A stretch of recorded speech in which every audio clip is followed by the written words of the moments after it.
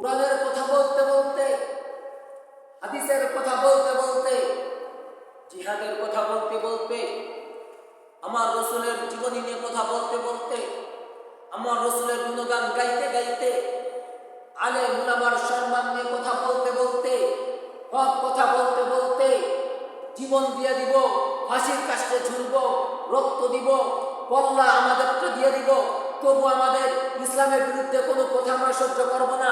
আলেম উলামার বিরুদ্ধে কোনো কথা আমরা সহ্য করব না।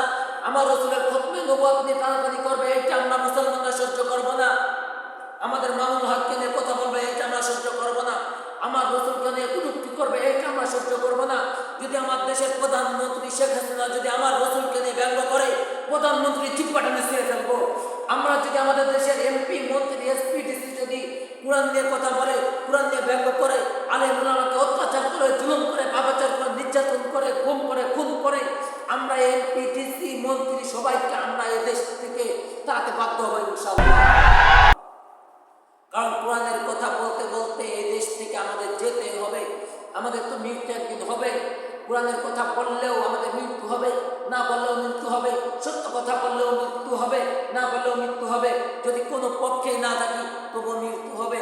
আমি বলে দিতে চাই, সহজ ভাষায় সহজ মানুষ সহজ একটা কথা বুঝি কি, দুনিয়াতে যেহেতু বেঁচেই থাকবো, ততদিন হকের কথা বলবো, ততদিন কোরআনের কথা বলবো, ততদিন রাসূলের হাদিস নিয়ে কথা বলবো, ততদিন জিহাদের কথা বলবো, ততদিন হারামের বিরোধিতা করব, ততদিন মদ জুয়ার বিরোধিতা করব, ততদিন গাঞ্জার বিরোধিতা করব, ততদিন আলেম উলামার উপর নির্যাতন আসবে, ততদিন সেই তার বিরুদ্ধে কথা বলবই। আমার মুসলমান ভাইদেরকে মারা হবে, তার বিরুদ্ধে অ্যাকশন নেবই নেব। তাই যদি বেঁচে থাকি আর মৃত্যু হয়ে যায়, মৃত্যু হয়ে গেলে শহীদ হয়ে যাব, আর বেঁচে থাকলে গাজীর মতো বেঁচে থাকবো ইনশাআল্লাহ। আমাদেরকে চক্ষু রাখায় ভয় দেখা লাভ নেই। কারণ মসজিদে এসেছি এই জন্য মনে করেন আপনার গোলামি হয়ে গেছি, মনে করেন না আপনাদের কথা শুনবো, কোরআনের কথা বলবো। এখানে আপনারাও আল্লাহর গোলাম, আমরা আল্লাহর গোলাম, আপনারাও রাসূলের উম্মত, আমরা রাসূলের উম্মত, আপনারাও এক কোরআনে বিশ্বাসী, আমরা এক কোরআনে বিশ্বাসী। আপনারাও কবরে যাবেন, আমিও কবরে যাব। তাহলে আপনার চক্ষু রাঙানো দেখে আমি ভয় করে আমার কি লাভ? আপনার চক্ষু রাঙানো দেখে আমার কোনো ভয় করে কোনো লাভ নেই। কারণ আপনার চক্ষু আপনার কাছে, আমার চক্ষু আমার কাছে। আমার কবরে আমার যেতে হবে, আপনার কবরে আপনি যাবেন।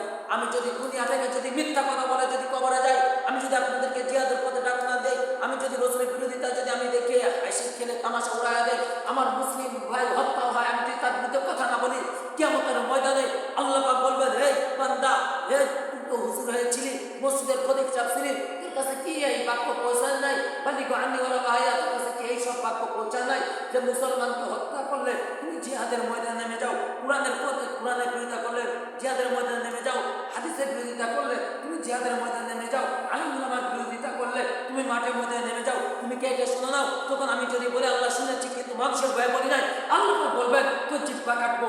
ফেরেশতাদেরকে বলে ফেরেশতার জিহ্বা কাট। আমার জিহ্বা কাটার কায়দা নাই, সত্য কথা বলবো।